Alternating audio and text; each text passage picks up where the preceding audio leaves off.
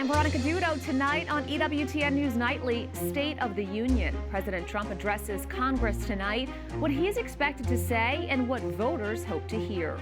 Grim anniversary. Today marks 4 years since the Russian invasion of Ukraine, and we have an exclusive interview with a Ukrainian bishop. Plus, saintly remains. For this incredible month, I know I will see mortal remains, but I know Francesco is alive. We'll show you why people from across the globe are drawn to a hilltop city in Italy. These stories and more tonight. From EWTN, the Global Catholic Network, this is EWTN News Nightly. Thank you for being with us on the Feast of the Martyrs of Carthage. Our top story tonight. President Donald Trump delivers his State of the Union address just hours from now. He'll speak about the economy, celebrate America's 250th birthday, and make the case for the administration's actions overseas. His press secretary told reporters her boss will lay out a very ambitious agenda. EWTN News is bringing you team coverage from the White House and Capitol Hill. We begin with Owen Jensen at the White House. Owen. And Veronica, good evening to you. One more thing. President Trump will be delivering his speech tonight with less than a year to go before the critical midterm elections in November. He'll try to convince viewers and voters to stick with Republicans. And one more thing. One prominent pro-life group is holding its own State of the Unborn. President Donald Trump's press secretary tells reporters the president is really looking forward to his address tonight.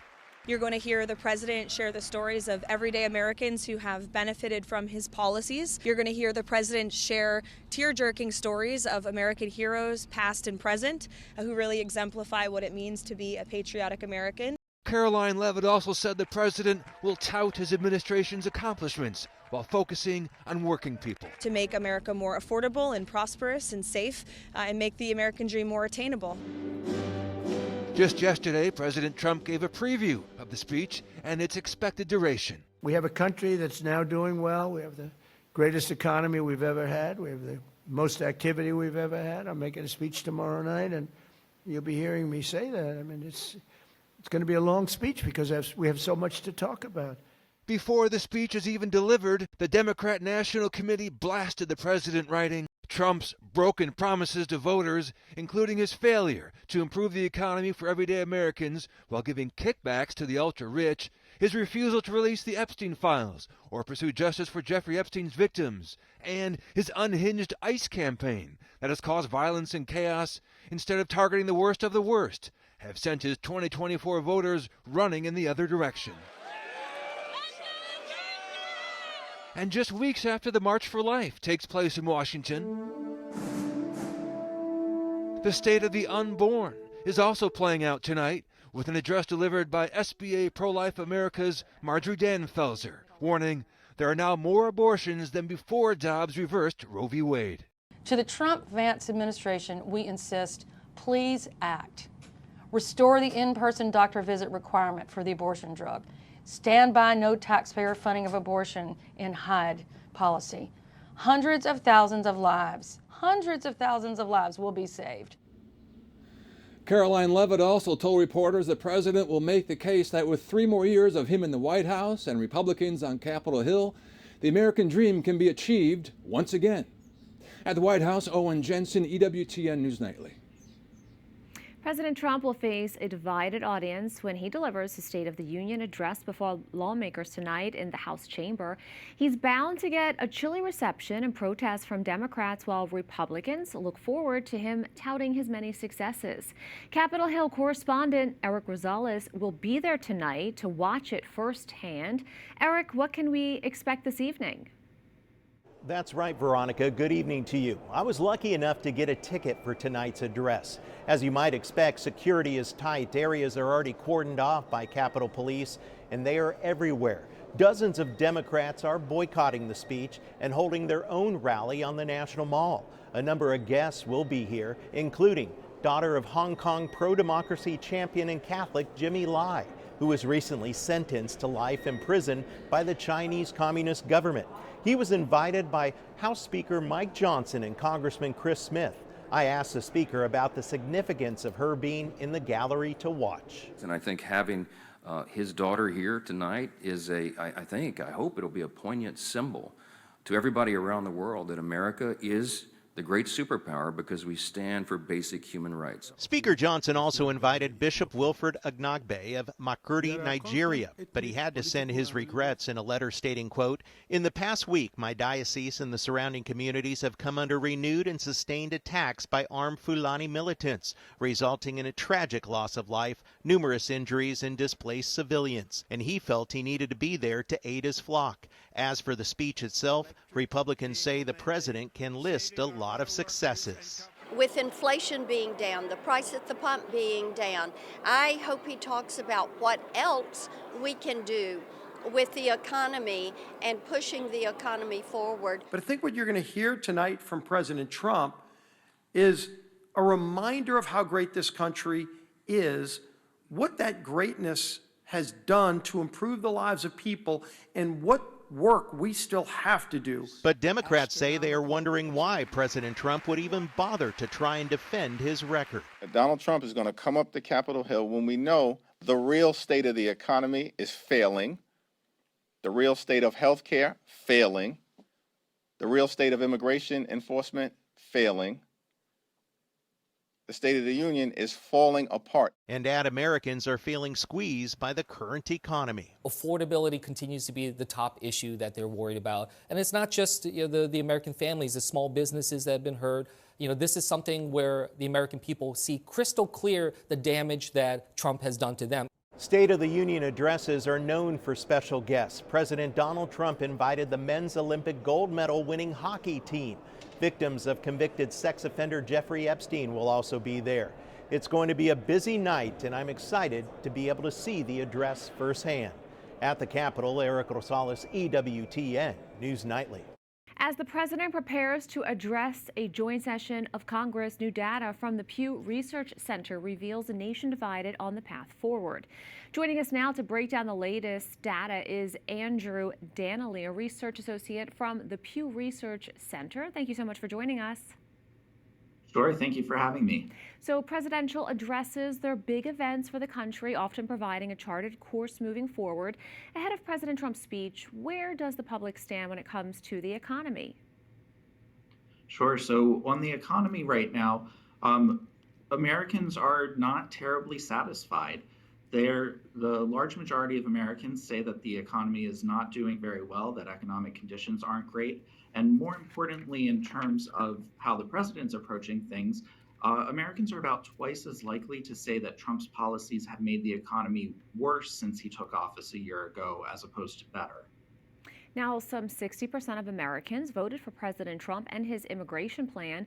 According to your sample research, what is the feeling when it comes to having a strong military presence at the border as well as local community enforcement? Right, so we're seeing a bit of a divide between those two issues. Americans continue to say that they want a strong military presence at the border, a large military presence at the southern border, and that's something that they still seem to be in agreement with the president on.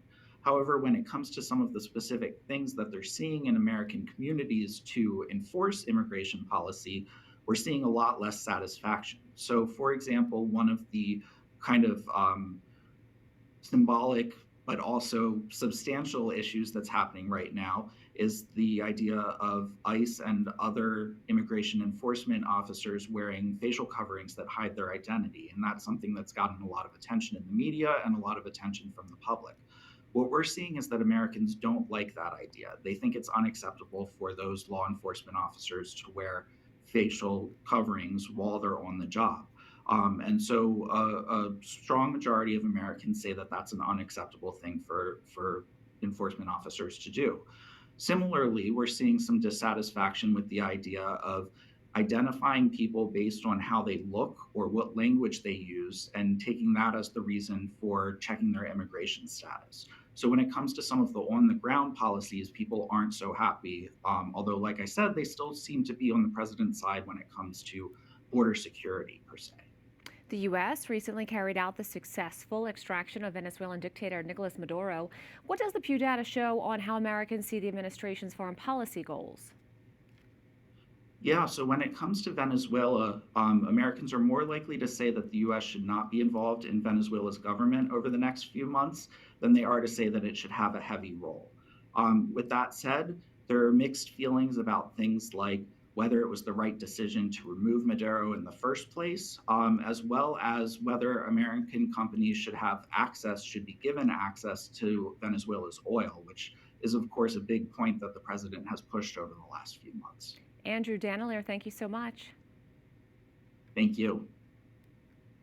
For the Catholic Church in America, one of the biggest concerns regarding the Trump administration has been immigration enforcement. Today, a number of bishops and archbishops from border region dioceses published a letter on the issue. They say every country has a right to defend its borders, but any enforcement should be done in a way that respects the dignity of the immigrant. They also recommended 8 reforms for immigration enforcement in the U.S. They say the right to apply for asylum at the border should be honored. Sensitive locations such as churches and schools should be protected. Enforcement should not focus on those contributing to the nation, and immigrant families should be kept together. They added that due process should be restored. The use of tactics to intimidate or create fear should be halted. Detention standards should be enforced, and the government should fund reintegration programs for deportees. It has been 4 years since the Russian military, under the orders of President Vladimir Putin, launched a full-scale invasion on Ukraine on February 24, 2022. While Putin did not get the quick and overwhelming victory he had hoped for, the cost has been high on both sides.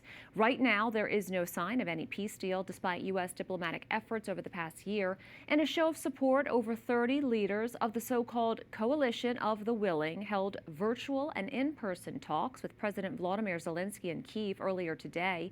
Some joined the Ukrainian president at a ceremony honoring soldiers who died in the war. In a video address marking the anniversary, Zelensky hailed the Ukrainian struggle. Today marks exactly 4 years since Putin started his 3-day push to take Kiev. And that, in fact, says a great deal about our resistance, about how Ukraine has fought all this time. Behind those words stand millions of our people. Behind those words stand immense courage, incredibly hard work, endurance, and the long path Ukraine has been pursuing since February 24th. Stephen Sestanovich, a senior fellow for Russian and Eurasian Studies for the Council on Foreign Relations, and also who served as U.S. Ambassador at Large to the states, which were previously part of the Soviet Union, joins me now. So good to have you with us. Pleasure. So I just want to pick up on a point that President Zelensky just mentioned. When President Putin launched what he called a special military option, many expected Kyiv to fall quickly. Why was that calculation so wrong? Well, people underestimated the disorganization of the Russian military. They underestimated the courage, resilience, and innovation of the Ukrainian defense. Especially the nationalist sentiment that was very, very strong. The movement and the lines in the first year was rather dramatic. There was a sudden Russian surge forward. There was a Ukrainian counteroffensive that pushed them back quite a ways. Since that time, since the first year, you haven't had much movement in the lines. Only small progress by the Russians in a number of areas in eastern Ukraine. Now, President Zelensky says Ukraine has defended its independence and statehood from a strategic standpoint in Ukraine. Are they winning, are they holding, or are they just simply surviving? They are definitely surviving.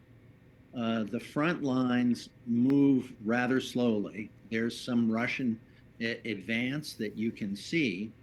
If you look behind the lines, though, in each country, there's a different picture because Ukrainian suffering has been much, much greater. The Russians have attacked cities, energy infrastructure across the country, well behind the lines, in order to erode popular commitment to the war, and to make it impossible, really, to sustain any sort of economy. Difficult to sustain the war effort as much. On the Russian side, behind the lines, you don't see as much of that damage. Although the Ukrainians have been trying to take out oil refining capability, they've been quite successful in driving the Russian Navy out of the Black Sea. But in terms of the punishment that each society has taken, as opposed to the punishment taken by each side's army, the damage done and the suffering in Ukraine is much, much greater. The casualties for the Russian army, though, are much greater. Now, the UN General Assembly voted for an immediate ceasefire, and the United States abstained. What message does that send, and how effective has the UN been in this conflict? The UN has had virtually no role, but the significance of the American abstention is real.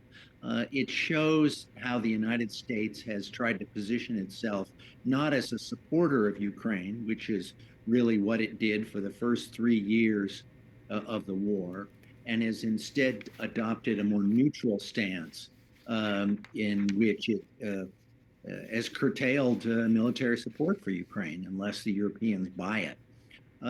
That has actually reduced American influence over the talks. It has meant that it's more difficult to push Putin to a negotiated solution. It's harder to actually sustain Ukraine.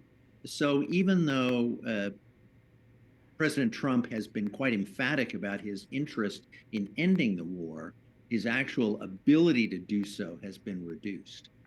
Stephen Sestanovich, thank you so much. Pleasure. Ukrainian bishops from across the U.S. issued a statement on the 4th anniversary of the Russian-Ukraine war. This winter, the harshest in years, has been deliberately exploited to break the spirit of a nation. Men and women, military and civilians, grandparents, parents, and children, standing for freedom, justice, democracy, and God-given human dignity. It is a war against the people. The genocidal intent is manifest. Despite countless deaths and millions of casualties, the people of God resist, trust, and pray. They stand and fight evil and tyranny to live and witness to the truth. We are honored to welcome to the show Bishop Vitaly Krivitsky of the Kyiv-Zhytomyr Diocese in Ukraine. Welcome to the show. Now, we have been reporting about some of the infrastructure that has been attacked because of the energy. Can you talk a little bit about what the living conditions are like and also the mass schedule? During the war, since the beginning of the full-scale invasion, we've learned to live under constant attacks. Since the beginning of the war, the church never stopped its functioning. People during the air alerts have the possibility to leave and go to the shelters, but most of them, they rather stay in church. It is during the air alerts that they decide to stay with Jesus in the church, and many of them say it is because it's the moment when they need it the most to be with God. I know people that do long walks all the way from the other side of the city and have to even go through the Dnieper just to come to Mass. So you've said the greatest danger in a long war is not only destruction, but despair. How are your parishioners doing and also other members of the community? So since the beginning of the war, any type of destruction was very painful for us. Later on, we noticed that there's things that we're getting used to. For example, to work during the hours where there was no energy. We just had to clothe ourselves better, get a bigger jacket. And even in these difficult situations, to still remember about those that need more help than we do. Unfortunately, today's situation is very difficult. It's not a matter of just having cold temperatures. It's a matter of survival. With these difficult conditions that you are describing, how are you able to help your parishioners and other people in the community keep their faith and also hope? Сьогоднішня наша ситуація це So today's situation is like going through a test, through a big exam that we've been going through. Десятиліття перед цим. І ті самі спільноти. So it is during this time that by staying together, by helping each other, that we can little by little come out of this. Складних ситуаціях. А також мати відкрите серце. And at the same time to have an open heart to help the people also in the humanitarian aspect. Бо на 4-му році Because already on the 4th year of the full-scale invasion, people understood already that the promises that we get from politicians, they're not going to find hope in those promises. Насправді наша надія, вона є в Our Бозі. hope comes from the Lord, which is what the scriptures say. Last year, during the Jubilee year, we spoke about hope the whole year. And it's something that we really needed. It was like medicine for our hearts. We have a lot more still to come on EWTN News Nightly, including Proclaimed from the Rooftops, the powerful image from Mexico in the wake of the recent violence, and the holy attraction that's bringing thousands of people from around the world to a hilltop city in Italy.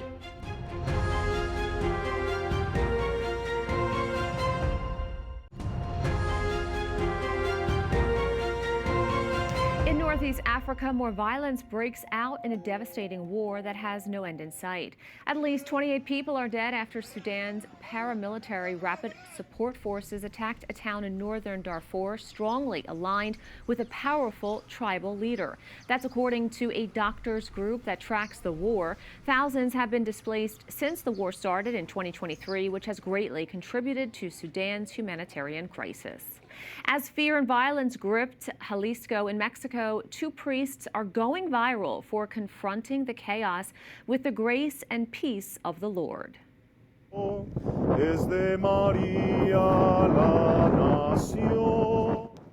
Fathers Ricardo Diaz and Pedro Navarro climbed to the top of Holy Cross Church to give the city a Eucharistic blessing. This happened Sunday after it became impossible to celebrate Mass due to security concerns. Violence erupted across the country after the leader of the powerful New Generation cartel was killed in an operation led by Mexico's military. The violence and unrest is slowly subsiding. However, U.S. tourists are still being told to shelter in place. Up next on EWTN News Nightly, seeing a saint. Thousands of pilgrims from around the world are headed to Assisi for a once-in-a-lifetime opportunity. Find out why.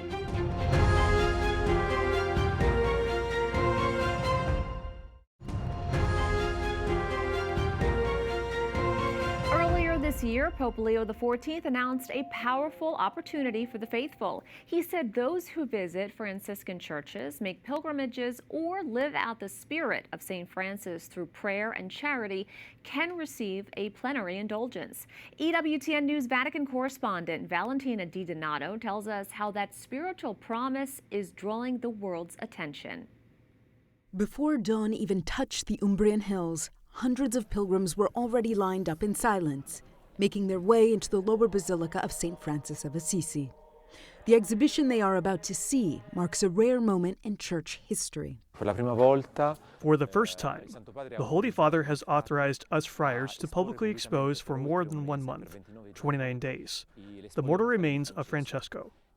People from all 5 continents will come during this month to venerate these relics. Other initiatives will include an international youth gathering here in Assisi in August.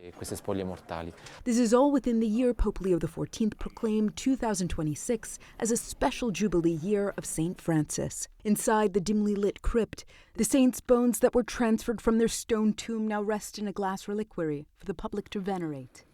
They will remain on display until March 22nd, giving the faithful an opportunity to pray before the relics of Italy's beloved patron. Apart from scientific examinations and brief inspections, the relics of St. Francis have only been displayed once before, in 1978, and then only for a single day to a limited audience. This month-long veneration is unprecedented. This afternoon, I will be among those in the crypt who accompany Francesco. For this incredible month, I know I will see mortal remains, but I know Francesco is alive. He's alive in all those who have the profound desire to live the form of the gospel. The response has been overwhelming. Nearly 400,000 reservations have already been made by pilgrims across the globe, most from Italy, but many traveling from distant continents to stand for just a moment before the saint who preached poverty, peace, and brotherhood. He means everything.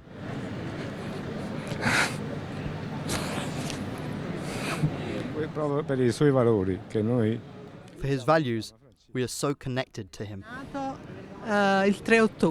We have a son named Francesco who was born on October 3rd, the day of St. Francis. St. Francis, patron saint of Italy, continues to stir hearts 8 centuries after his death.